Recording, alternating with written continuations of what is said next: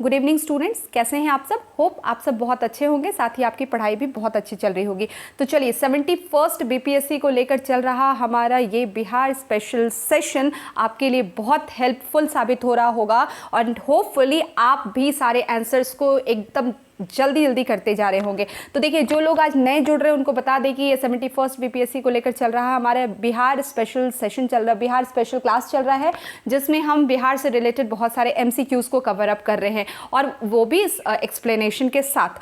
तो यहाँ पर जो भी एमसीक्यूज़ आपके स्क्रीन के सामने आएंगे, आपको फटाफट से आंसर देना है वीडियो को रोक करके, ठीक है। और कुछ एक्स्ट्रा चीज़ें अगर जो मैं बता रही हूँ उसको आपको नोट डाउन करते चलना है, ताकि लास्ट टाइम में जब आप रिवीजन करें तो आपको अलग से नोट्स खोलने की ज़रूरत ना पड़े। क्लियर है। तो चलिए, हम हिस्ट्री शुरू हमने कर दिया था, जिसमें हम एंसेंट हिस्ट्री कर रहे हैं और एंसेंट हिस्ट्री के कुछ पार्ट को हमने कवर अप कर लिया है, कुछ पार्ट अभी हमारा बचा हुआ है। तो चलिए उसके क्वेश्चंस को हम लोग देखते हैं और जो लोग नए जुड़ रहे हैं वो जाकर सारे क्लासेस को कर ले, ताकि आपके पास भी बहुत सारा यहाँ पर क्वेश्चंस के भंडार आपके पास हो जाए। तो चलिए आज देखते हैं कि आज हमें किस टॉपिक पर करना है। आज जो हमारा टॉपिक है वो है पालकालीन बिहार, यानी कि पाल काल से यहाँ पर आपको सवाल मिलने वाले हैं, ठीक है। तो चलिए अपने पहले सवाल की तरफ चलते हैं और देखते हैं कि हमारा पहला सवाल क्या है। और देखिए, पहला ही सवाल मिला है जो इसमें बीपीएससी में पूछा गया है, ठीक है। तो देखिए 2017 की बात की जा रही, ठीक है।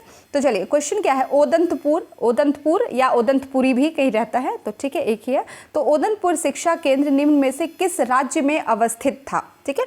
ये एक यूनिवर्सिटी था, बहुत बड़ा भी, हम इस पर डिस्कस करेंगे। तो ध्यान ये समझ लीजिए कि ओदंतपुरी शिक्षा केंद्र के बारे में यहाँ पर पूछा जा रहा है कि ये कहाँ पर अवस्थित था, बंगाल, बिहार, तमिलनाडु या फिर गुजरात, ठीक है। तो आपका आंसर होगा बिहार, ठीक है। तो ओदंतपुरी जो है वो बिहार में था, बिहार में अवस्थित था। और देखिए, ओदंतपुरी जो है वो विश्वविद्यालय है, यूनिवर्सिटी है, ठीक है। तो इसको आपको ध्यान में रखना है, ठीक है। और एक बात कि ओदंतपुरी शिक्षा केंद्र की हम बात करें तो जिस तरह से आप नालंदा विश्वविद्यालय सुनते हैं, उसी तरह से ये भी उस समय में ये भी एक टॉप मोस्ट यूनिवर्सिटी में बौद्ध मठ महाविहार में ये आता था, ठीक है। ओदंतपुरी शिक्षा केंद्र जो था, ठीक है, इसको ध्यान रखना। अच्छा, ये ओदंतपुरी शिक्षा केंद्र कहाँ, बिहार में, तो बिहार शरीफ में, ठीक है। इसको आपको ध्यान रखना है कि ये बिहार शरीफ में स्थित एक प्रमुख बौद्ध मठ विश्वविद्यालय था, ठीक है। तो इसको आपको ध्यान में रखना है, ठीक है। इतनी बातें आप ध्यान में रखेंगे और ये भी याद रखिएगा कि ये इसकी स्थापना जो है वो किसके शासनकाल में हुई थी, तो वो पाल वंश के शासक थे गोपाल, ठीक है। तो गोपाल के शासनकाल में इसकी स्थापना हुई थी लगभग 8वीं शताब्दी में, ठीक है। तो इसको इतनी बातें आपको ध्यान में रखनी है। क्लियर है। चलिए अगला क्वेश्चन देख लें हम। अगला है क्वेश्चन, पाल वंश के संस्थापक थे, ठीक है। तो पाल वंश के संस्थापक का नाम पूछ रहा है, धर्मपाल, गोपाल, देवपाल और उपयुक्त में से कोई नहीं। तो देखिए सारे पाल ही पाल है, तो कंफ्यूज्ड नहीं होना है, कंफ्यूजन में नहीं रहना है। आपका आंसर क्या होगा, आपका आंसर होगा गोपाल, ठीक है। ध्यान रखिएगा, गोपाल जो थे वो पाल वंश के क्या थे, संस्थापक थे। क्लियर है। चलिए अगला क्वेश्चन देख ले हम। अगला क्वेश्चन क्या है हमारा कि विक्रमशिला विश्वविद्यालय का संस्थापक था, यानी कि विक्रमशिला विश्वविद्यालय यूनिवर्सिटी जो थी उसका संस्थापक कौन था। ऑप्शन क्या है, धर्मपाल, देवपाल, गोपाल या फिर महीपाल, ठीक है। तो आपका आंसर होगा धर्मपाल, ठीक है। तो इसको याद रखिए। देखिए, धर्मपाल, गोपाल और देवपाल, ये 3 नाम जो आप सुन रहे हैं, इससे कई ज़्यादा बहुत सारे क्वेश्चंस मिलते हैं जो पाल वंश की अगर हम बात करें तो यहाँ से, ठीक है। तो आपको ये ध्यान रखना है, ठीक है। तो ऐसे याद रखिएगा या फिर किसी भी तरह का ट्रिक या लॉजिक आप अपना सकते हैं जो आपको याद हो, ठीक है। तो धर्मपाल ने क्या किया था, धर्म का काम किया था, विश्वविद्यालय बनाना, विश्वविद्यालय की स्थापना करना, यूनिवर्सिटी की स्थापना करना क्या है, एक धर्म का काम है, ठीक है। लेकिन ध्यान रखिएगा कौन सा यूनिवर्सिटी, क्योंकि अभी हमने थोड़ी देर पहले ओदंतपुरी यूनिवर्सिटी पे पढ़ा। तो धर्मपाल ने विक्रमशिला यूनिवर्सिटी की स्थापना की थी, इतनी बात आपको ध्यान रखना है। और जिस तरह से मैंने वहां पर बोला था कि ओदंतपुरी एक बहुत ही महत्वपूर्ण बौद्ध मठ विहार था, एक यूनिवर्सिटी था, ठीक उसी तरह आप जो विक्रमशिला विश्वविद्यालय देख रहे हैं, यह विश्वविद्यालय भी क्या है, नालंदा और ओदंतपुरी के साथ उस समय के, जिस समय में ये नालंदा सब यूनिवर्सिटी थी, तो उस समय के 3 सबसे आप कह सकते हैं सबसे इंपॉर्टेंट, सबसे महत्वपूर्ण बौद्ध महाविहारों में से एक था। कौन, विक्रमशिला विश्वविद्यालय। क्लियर है, ठीक है। तो एक नालंदा, ओदंतपुरी और विक्रमशिला, ये तीनों काफी महत्वपूर्ण विश्वविद्यालय उस समय में थे, ठीक है। चलिए, और नालंदा विश्वविद्यालय में तो के बारे में तो आपको जानकारी है ही, ठीक है। और ऐसे भी हमने कुछ क्वेश्चंस में नालंदा विश्वविद्यालय के बारे में भी डिस्कशन किया है, इसलिए कह रही हूँ कि जो लोग नए हैं वो जाकर प्रीवियस क्लासेस को अटेंड कर ले, ठीक है। चलिए अगला क्वेश्चन देखते हैं हम। अगला क्वेश्चन है, विक्रमशिला विश्वविद्यालय की स्थापना किस वंश के शासक ने किया था? ठीक है, विक्रमशिला विश्वविद्यालय की स्थापना किस वंश के शासक ने किया था? तो देखिए, इतना पढ़ने के बाद आपको इसमें कुछ कहीं भी कोई डाउट है क्या? नहीं, तो बिल्कुल आपने आंसर सही किया है। आंसर क्या है? आंसर क्या है? पाल वंश। आंसर क्या है? पाल वंश। क्लियर है?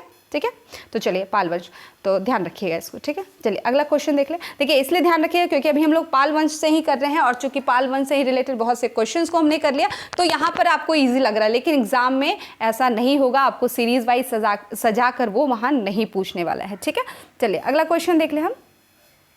अगला क्वेश्चन है हमारा, आधुनिक बिहार के किस जिले में विक्रमशिला विश्वविद्यालय स्थित था? आधुनिक बिहार के किस जिले में ये स्थित था? कौन? विक्रमशिला विश्वविद्यालय। ऑप्शन क्या है? नालंदा, पटना, गया या फिर भागलपुर, या फिर भागलपुर। तो आपका आंसर क्या है? आपका आंसर होगा भागलपुर, ठीक है। इसको ध्यान में रखना है, यानी कि ये भागलपुर में अवस्थित था। कौन? तो विक्रमशिला विश्वविद्यालय। क्लियर है? ठीक है। अगला क्वेश्चन देखें हम। देखिए अगला क्वेश्चन, नालंदा महाविहार को आर्थिक अनुदान देने वाला शासक था, ठीक है।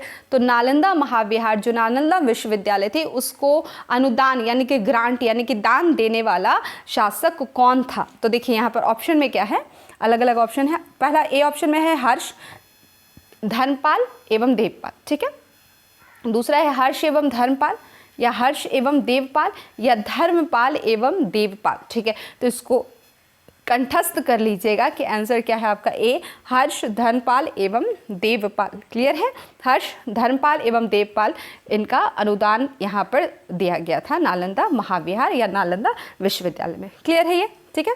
चलिए अगला क्वेश्चन देख लें।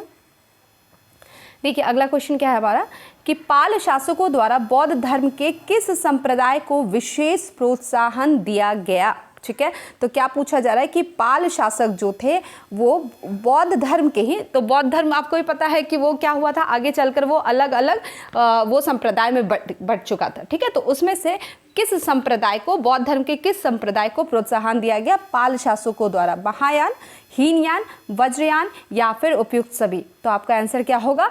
महायान। क्लियर है? तो हीनयान, महायान, वज्रयान, ये सभी आप सबने पढ़ रखा होगा। और खास करके बुद्धिज्म जैनिज्म वाला जो चैप्टर है, मैं बार बार रिपीट कर रही हूँ कि इसके किसी भी पार्ट को मिस नहीं करिएगा, हर एक चीज़ को कवर अप करिएगा, क्योंकि ये आपके लिए एज होगा, क्योंकि यहाँ से बहुत से सवाल बनते हैं। क्लियर है? ठीक है। चलिए, तो आप ये ध्यान रखिएगा, कहाँ किसको इन्होंने प्रोत्साहन दिया? तो महायान को प्रोत्साहन दिया, ठीक है। चलिए अगला क्वेश्चन देख लें हम, कि किस शासक के काल में शैलेंद्र वंश के शासक ने एक बौद्ध मठ का स्थापना करवाया था? तो क्वेश्चन क्या है कि किस शासक के, यहाँ पर 4 शासक के नाम दिए गए, मतलब इनमें से किसके काल में शैलेंद्र वंश के एक शासक थे, उन्होंने नालंदा में एक बौद्ध मठ का स्थापना करवाया था? ठीक है। ऑप्शन क्या है? धर्मपाल, गोपाल, देवपाल या फिर महीपाल, ठीक है। तो आपका जो आंसर होगा वो होगा देवपाल, ठीक है। आपका जो आंसर होगा, एक मिनट, वो होगा देवपाल। यानी कि आप कह सकते हैं कि देव काल के शासन काल में शैलेंद्र वंश के शासक ने नालंदा में बौद्ध मठ का स्थापना करवाया था, ठीक है। इसको ध्यान में रखना। अच्छा, शैलेंद्र वंश की बात हो रही है, थोड़ा सा जान लीजिए। माइट भी अभी यहाँ पर आपको मैंने शैलेंद्र वंश बोला है, हो सकता है शैलेंद्र वंश के उस शासक का नाम पूछ दे, तो इसको ध्यान रखिएगा कि यहाँ पर बोला गया है कि शैलेंद्र वंश के शासक बालापुत्र देव ने, ठीक है, नाम लिख लीजिएगा, बालापुत्र देव ने बौद्ध मठ की स्थापना करवाई थी इन्हीं के देवपाल के शासनकाल में। क्लियर है? तो याद रखिएगा, अगर आपको बालापुत्र देव का नाम पूछे या फिर शैलेंद्र वंश का, तो बालापुत्र देव जो है वो शैलेंद्र वंश का ही था, ठीक है। तो इसको आपको ध्यान रखना है कि शैलेंद्र वंश के शासक बालापुत्र देव ने इसकी स्थापना करवाई थी देवपाल के समय में। क्लियर है ये? ठीक है। और इसमें याद रखिए, ध्यान रखिएगा कि देवपाल ने यहाँ पर 5 गांव जो है वो दान के रूप में दिया था, ठीक है, दान के रूप में उन्होंने दिया था, ठीक है। चलिए अगला देख ले हम। अगला क्वेश्चन देखिए, अगला क्वेश्चन है कि नालंदा विश्वविद्यालय के खर्च के लिए किसने 200 गांवों को दान में दिया। ठीक है, तो यहाँ पर आपके पास क्वेश्चन क्या पूछ रहा है कि 200 गांव दान में दिया किसके लिए, नालंदा विश्वविद्यालय के खर्च के लिए। तो धर्मपाल, देवपाल, नवपाल या फिर गोपाल। तो आपका आंसर क्या होगा, आपका आंसर होगा धर्मपाल। क्लियर है, आपका आंसर होगा धर्मपाल। ठीक है, चलिए अगला क्वेश्चन देख ले हम। अगला क्वेश्चन है किस शासक ने ओदंतपुरी बिहार शरीफ में बौद्ध विहार की स्थापना करवाई थी। ठीक है, तो ओदंतपुरी या ओदंतपुर जो हमने शायद पहले क्वेश्चन में देखा था। ठीक है, तो उसको ध्यान रखिएगा, क्या पूछा जा रहा है कि ओदंतपुरी में बौद्ध विहार की स्थापना किसने करवाई थी, गोपाल ने, धर्मपाल ने, देवपाल ने या नवपाल ने। तो आपका आंसर क्या होगा, गोपाल ने। क्लियर है, तो देखिए गोपाल, धर्मपाल और देवपाल, 3 नाम में कंफ्यूजन नहीं करना है। और या तो आप एक काम करेंगे, गोपाल, धर्मपाल और देवपाल को इकट्ठा लिख लेंगे और उन तीनों के पॉइंट्स अलग अलग करके लिखेंगे। जैसे गोपाल से रिलेटेड जितने भी फैक्ट है उसको एक जगह कर ले, धर्मपाल से रिलेटेड जितने भी फैक्ट है उसको एक जगह कर ले, और देवपाल से रिलेटेड जितने भी फैक्ट है उसको एक जगह कर लेंगे। उससे क्या होगा, इकट्ठा आपके पास तीनों पाल से रिलेटेड जानकारियाँ आ जाएंगी। ठीक है, क्लियर है। चलिए अगला क्वेश्चन देख ले हम। अगला क्वेश्चन है किस काल में कांसे की मूर्तियों के निर्माण की एक उन्नत शैली का विकास बिहार में हुआ था। ठीक है, यहाँ पर क्या पूछा जा रहा है कि किसके काल में कांसे की मूर्तियों का निर्माण जो हुआ वो उन्नत शैली का उसका विकास हुआ था, किसके काल में, गुप्त काल, मौर्य काल, शुंग काल, पाल युग। ठीक है, तो चूंकि आप पाल युग पढ़ रहे हैं तो क्वेश्चन भी ज़्यादा चांसेस है यहीं से रहने के। तो आंसर क्या है आपका, पाल युग यानी कि पाल काल। ठीक है, इसी के काल में, तो इसको ध्यान रखिएगा, इसको एक नोट बनाकर लिख लीजिएगा कि पाल युग में या पाल काल में कांसे की मूर्तियों के निर्माण की एक उन्नत शैली का क्या हुआ, विकास हुआ। कहाँ पर हुआ, तो बिहार में। क्लियर है, इसको एक नोट बना के लिख लीजिएगा। चूंकि मैं बोल रही हूँ यहाँ पर हम पालकाल पढ़ रहे हैं इसलिए आप इजीली कर पा रहे होंगे, लेकिन एग्जाम को मद्देनजर हमें क्वेश्चन को सॉल्व करना है। ठीक है, तो लिख लीजिएगा इस पॉइंट को बनाकर। ठीक है, अगर आपको पता है तो बहुत अच्छी बात है, जिन्हें नहीं पता वो इसको मेंशन कर ले। ठीक है, अगला क्वेश्चन देखते हैं हम। अगला क्वेश्चन पूछ रहा है कि बिहार में पाल युग में कांस्य से निर्मित मूर्ति की एक उन्नत शैली का विकास हुआ। ठीक है, ये बोला जा रहा है कि पाल युग में ही क्या हुआ, कांस्य से निर्मित मूर्ति के उन्नत शैली का विकास हुआ, जिसमें कांस्य मूर्तियों के निर्माण की इस शैली में निर्णायक देन थी, किनकी थी। ठीक है, यानी कि एक तरह से आपको कलाकार, इतना लंबा क्वेश्चन पूछा जा रहा है, अगर एक शब्द में बोला जाए तो पूछा जा रहा है कि इसके कलाकार कौन थे। ठीक है, तो आपके पास ऑप्शन क्या है, जमला एवं हतग्रीव की, धीवन एवं बिट्ठपाल की। ठीक है, बिट्ठपाल बोलिए या बिट्ठल, ये आपको मिलेगा। ठीक है, बुद्धगुप्त एवं सुग्रीव की या उपयुक्त में से सभी की, या उपयुक्त में से सभी की। तो आपका आंसर क्या होगा, आपका आंसर होगा धीमन एवं विट्ठपाल। ठीक है, धीमन एवं विट्ठपाल। अच्छा, पहला एक चीज़ जान लीजिए, धीमन का ही पुत्र था कौन, विट्ठल या विट्ठपाल। ठीक है, तो धीमन का पुत्र था विट्ठल, और इन्हीं के नेतृत्व में कुछ और जगह जान लीजिए, जैसे बोधगया,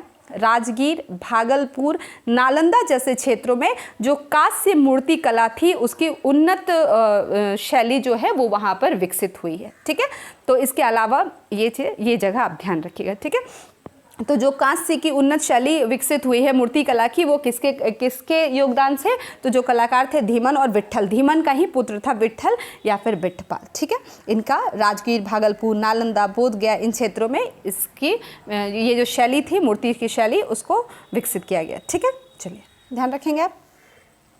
अगला क्वेश्चन देख लेते हैं हम। अगला क्वेश्चन है आपका, पालकालीन कांस्य मूर्ति कलाकार धीमन एवं विट्ठपाल कहाँ के निवासी थे। तो देखिए उन्हीं से रिलेटेड क्वेश्चन पूछ दिया कि जिन कलाकार के बारे में हम पढ़ रहे वो कहाँ के निवासी थे, ए पटना, मुंगेर, नालंदा या फिर गया। ठीक है, तो आपका आंसर होगा नालंदा। क्लियर है, ये नालंदा के निवासी थे। ठीक है, और फिर से बता दो, इन्हीं का यानी कि धीमन का पुत्र था बिट्ठपाल। ठीक है, बिट्ठल या फिर बिट्ठपाल। ठीक है, इसको ध्यान में रखेंगे आप। चलिए अगला क्वेश्चन देख लेते हैं हम।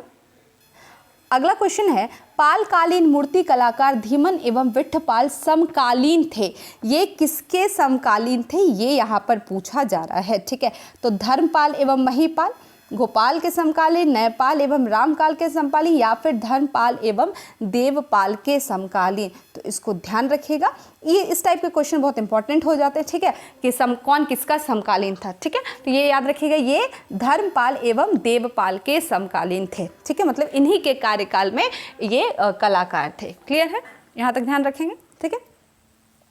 चलिए अगला क्वेश्चन देख ले हम।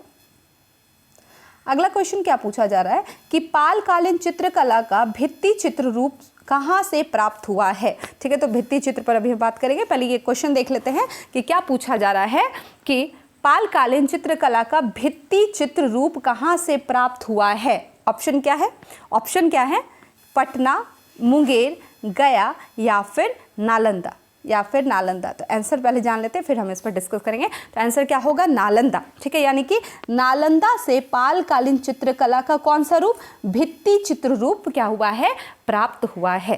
क्लियर है ये, ठीक है, इतना ध्यान में रखना है आपको, ठीक है। और देखिए हाँ, भित्ति चित्र की हम बात करें तो भित्ति चित्र का मतलब होता है जो दीवार पर बनाया जाता है, जो कलाकृतियाँ हैं, जो चित्र जो बनाए जाते हैं वो कहाँ पर बनाए जाते हैं, दीवार पर जो बनाए जाते हैं उसी को हम क्या कहते हैं, भित्ति चित्र। क्लियर है, तो ये जो है यहाँ पर नालंदा में ये प्राप्त हुआ है, जो पालकालीन चित्रकला, जो भित्ति चित्रकला है वो नालंदा से प्राप्त हुआ है। क्लियर है ये, ठीक है। चलिए अगला क्वेश्चन देख लें। अगला क्वेश्चन है, पाल शासक अपना आदेश प्रसारित करते थे।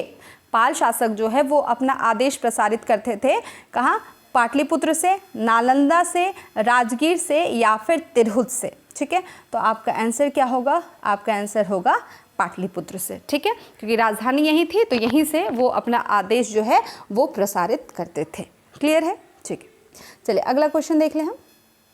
अगला क्वेश्चन है कि देवपाल की अनुमति से सुमात्रा के राजा बलदेव पुत्र ने कहाँ विदेशी विद्यार्थी के लिए छात्रावास का निर्माण करवाया था, ठीक है। तो क्या पूछा जा रहा है, तो पूछा जा रहा है कि देवपाल की अनुमति से, इसको अलग कर देते हैं, किसने, सुमात्रा के राजा बलदेव पुत्र ने किस जगह पर, यानी कि कहाँ पर विदेशी विद्यार्थियों के लिए क्या किया था, छात्रावास, जो हॉस्टल आज बोलते हैं ना, तो हॉस्टल बनवाया था, ठीक है। तो ये ऑप्शन क्या है, ओदंतपुरी, नालंदा, पाटलिपुत्र या फिर विक्रमशिला, तो आपका आंसर क्या होगा, नालंदा, क्योंकि हमें पता है कि नालंदा में जो नालंदा विश्वविद्यालय है थी, तो उसमें काफ़ी मतलब दूर दूर से अलग अलग जगह से लोग वहाँ पर उस यूनिवर्सिटी में पढ़ने आया करते थे, ठीक है। तो वहाँ पर क्या किया गया, जो विदेशी विद्यार्थी आए थे उनके लिए क्या बनवाया गया, छात्रावास का निर्माण करवाया गया। तो ये नाम आपको ध्यान रखना है। सुमात्रा के राजा किसने, बलदेव पुत्र ने, किसकी अनुमति से, देवपाल, पाल वंश के शासक देवपाल की अनुमति से। क्योंकि क्वेश्चन आपको यहाँ पर आपको इस तरह पूछा गया, ऐसे भी पूछ सकता है कि ये किसने करवाया था, तो आपको ये नाम याद रखना है, या फिर ये पूछ सकता है कि ये किसके शासनकाल में ये हुआ था, तो आपको ये भी याद रखना है कि किसके शासनकाल में, देवपाल के शासनकाल में ऐसा हुआ था। क्लियर है, तो ये आपका पाल काल से रिलेटेड, पाल वंश से रिलेटेड कुछ क्वेश्चंस जो थे वो आपका यहाँ पर कवर अप हो गया। चलिए फिर नेक्स्ट क्लास में मिलेंगे कुछ नए क्वेश्चंस के साथ, तब तक के लिए thank you, have a nice day.